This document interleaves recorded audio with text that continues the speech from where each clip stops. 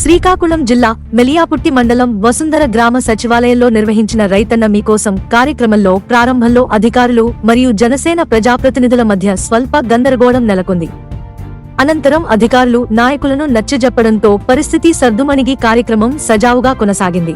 కార్యక్రమంలో గ్రామ సర్పంచులు, ఏఎంసీ డైరెక్టర్, వార్డు సభ్యులు, గ్రామస్తులు పాల్గొని రైతులతో మాట్లాడారు.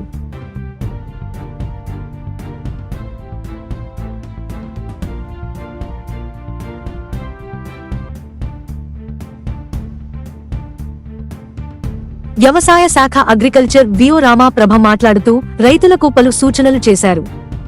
విత్తనాలు సబ్సిడీపై లభ్యత, నీటి నిల్వ పైపుల వినియోగం, డ్రోన్ సాంకేతికత ద్వారా పంటల సంరక్షణ, ధాన్యం కొనుగోలులో గిట్టుబాటు ధర కోసం అవసరమైన ప్రమాణాలు, 24 గంటల్లో రైతుల ఖాతాల్లో చెల్లింపులు జమయ్యే విధానం వంటి వివరాలను ఆయన వెల్లడించారు. ఛాపరా ప్రాంతంలోని మిల్లుల్లో ధాన్యం కొనుగోలు సదుపాయం కల్పించామని అన్నారు. ఈ కార్యక్రమం గ్రామస్తుల సమక్షంలో విజయవంతంగా జరగడం పట్ల వారు సంతోషం వ్యక్తం చేశారు.